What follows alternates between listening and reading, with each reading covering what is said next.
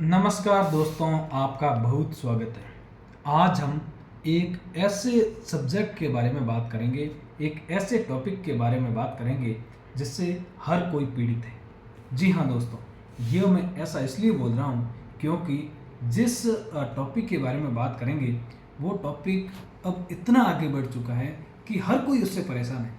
Because आज के समय में विभिन्न प्रकार के जो प्रोडक्ट आते हैं, आज के समय का जो खान पान है, उसकी वजह से ये बीमारी बहुत आगे बढ़ती जा रही है। और वो बीमारी है अस्थमा, यानी दम सड़ना, यानी एलर्जी। जी हाँ दोस्तों, आज हम अस्थमा यानी एलर्जी के बारे में ही बात करने वाले हैं। अगर हम देखें तो आज के समय में हर कोई 100 में से 50 लोग ऐसे मिल जाएंगे जिनको अस्थमा है।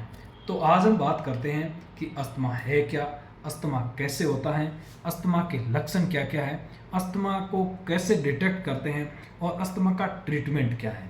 जी हाँ दोस्तों, सबसे पहले हम बात करते हैं कि अस्थमा है क्या।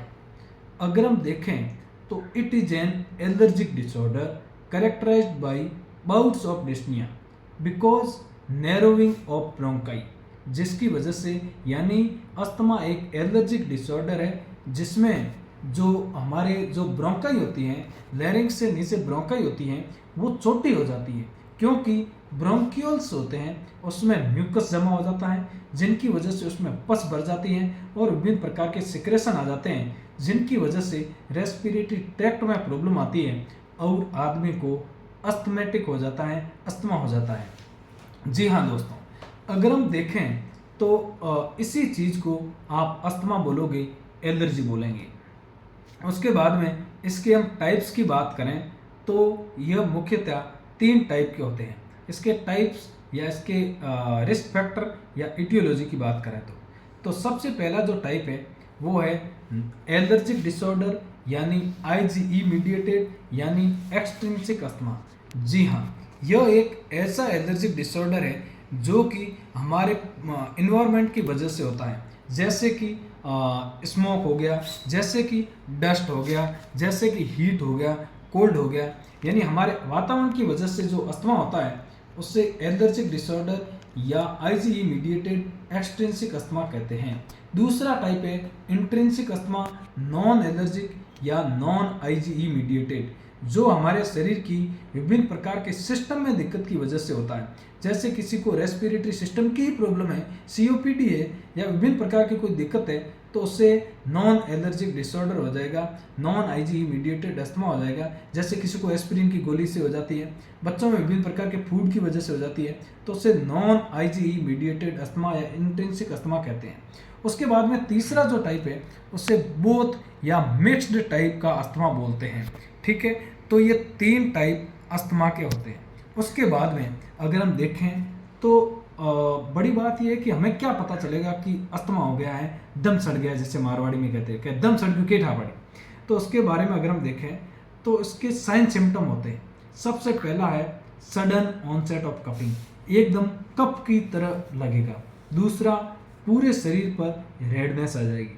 तीसरा, रनिंग नोज होगा, नाक से पानी स्टार्ट हो जाएगा। इसके साथ साथ पूरा शरीर वार्म हो जाएगा, स्कार टाइप टिश्यू हो जाएंगे, डिस्निया हो जाएगा, सांस लेने में दिक्कत होगी, साइनोसिस होगा, रेस्टलेसनेस होगी, इरिटेबिलिटी होगी, वीकनेस होगी। ये सब इसके लक्षण हैं।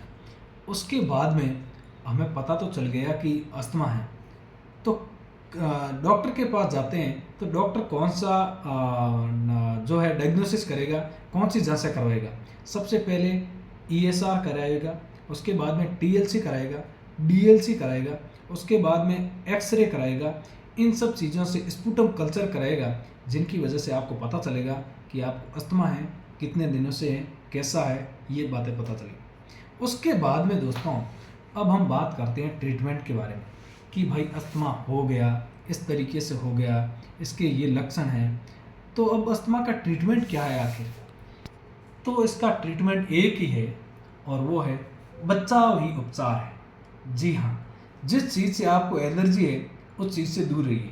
आज के ज़माने में एक आदमी को दूसरे से एलर्जी होती है, तो उस जिससे एलर्जी होती है उससे ही दूर रहो, आपको एलर्जी होगी नहीं।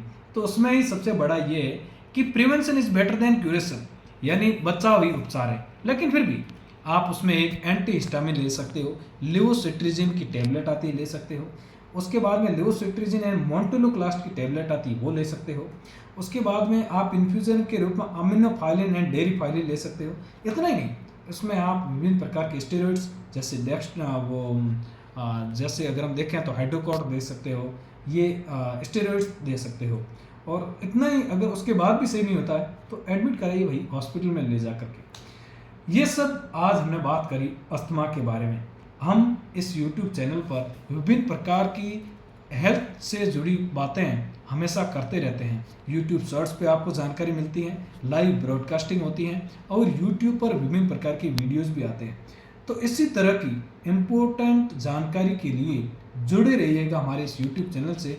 नमस्कार। और हाँ, कमेंट करके ज़रूर बताइए कि आपको अस्थमा की जानकारी कैसे लगी। नमस्कार दोस्तों।